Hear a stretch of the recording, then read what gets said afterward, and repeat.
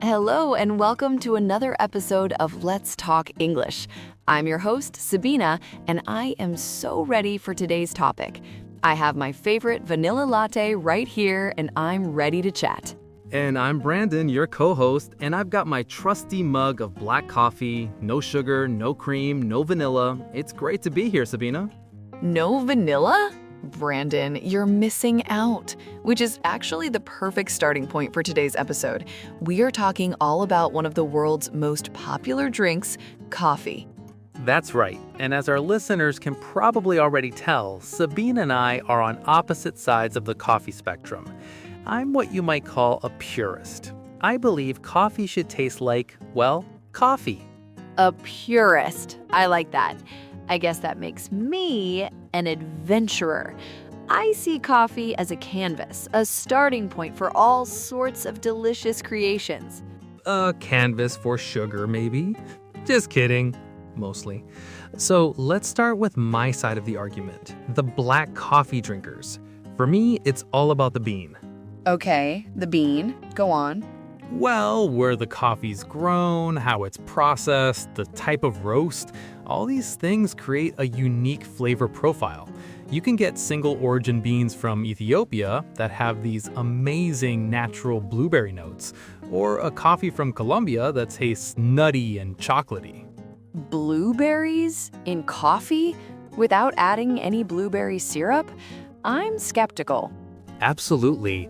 They're called tasting notes. It's the subtle flavors that are inherent in the bean itself. When you drink it black, you can actually taste them. You can appreciate the acidity, the body, which is like the texture or weight of the coffee in your mouth, and the aroma. Right, the aroma. I do love the smell of coffee brewing. Exactly. And when you add a bunch of milk and sugary syrup, you mask all of that complexity. You're not tasting the coffee anymore, you're just tasting the additions. It's like buying a really expensive steak and covering it in ketchup. Whoa. Ketchup on steak? That is not what's happening here. I wouldn't say I mask the flavor, I'd say I enhance it. It's not about hiding the coffee, it's about creating a whole new experience. Okay, I'm listening. Tell me about the appeal of, let's see, a pumpkin spice latte. Oh, the glorious pumpkin spice latte. For me, it's about the feeling. It's autumn in a cup. You have the rich espresso, the creamy, steamed milk, and then those warm spices, cinnamon, nutmeg, clove. It's a comforting, cozy drink. It's a treat. I see. So it's more about the occasion and the other flavors than the coffee itself. It's about the combination. The coffee is the foundation. A good latte needs a good espresso shot. The bitterness of the coffee perfectly balances the sweetness of the syrup and the richness of the milk. It's a harmony of flavors. Harmony or a sugar rush? I mean, some of those drinks have more sugar than a can of soda. Well, yes, I'll admit I have a sweet tooth, but it's not just about sweetness. Think about a cappuccino. It's all about the texture. That thick, airy foam on top of the steamed milk and espresso, it's a completely different tactile experience from just drinking a cup of black coffee. Okay, I can't argue with a well-made cappuccino. The texture of the microfoam is key. But that's a classic. That's different from a peppermint white chocolate mocha frappe with extra whipped cream. Hey, don't knock it till you try it. Those are fun. Coffee doesn't always have to be so serious. Sometimes it can just be a delicious, fun drink, a little bit of dessert to get you through the afternoon. I suppose I can see that, but I get my fun from trying different brewing methods. That's another way to change the experience without adding anything to the cup. Oh, okay. This is an area where we might find some common ground. Let's talk about that. What's your go-to method? At home, I love using a pour-over. It gives you so much control over the brewing process. It makes a very clean, clear cup that really lets those tasting notes we talked about shine. But if I want something with a much heavier body, I'll use a French press. And the reason they're so different comes down to one main thing, the filter. A pour-over uses a paper filter, which absorbs a lot of the coffee's oils.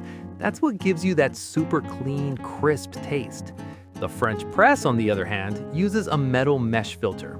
It lets all those oils and some very fine coffee particles called fines into the cup. That's what gives it that heavy, robust body. That's a great point, and it shows how much thought can go into a simple cup of coffee. Another factor purists love to geek out on is water. I like French press coffee. It's so rich and bold. It stands up really well to a splash of cream because the flavor's so intense. It does. And what about cold brew? I've started making it at home and the difference is amazing. Because it's steeped in cold water for a long time, it's much less acidic and has a naturally smoother, sweeter taste. I drink it black, of course. I love cold brew. See? Common ground. It's so smooth. It's the perfect base for an iced coffee. Because it's less acidic, it doesn't get that bitter taste when you pour it over ice.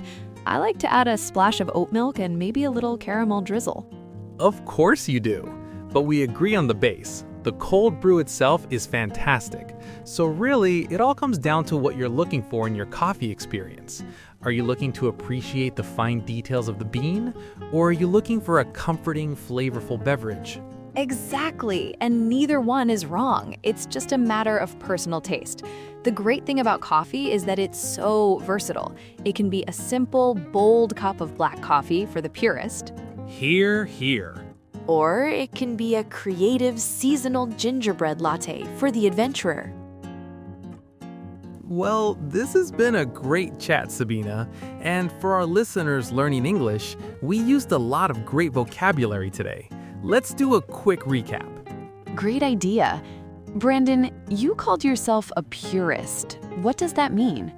A purist is someone who insists on the traditional or original form of something.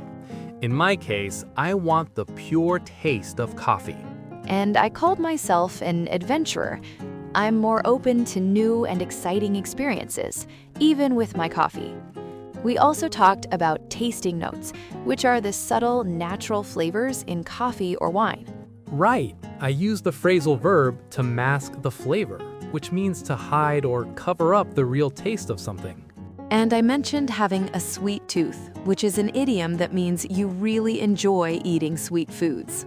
Perfect. So whether you're a purist or an adventurer, we hope you enjoyed our conversation. We'd love to hear from our listeners. What kind of coffee do you drink?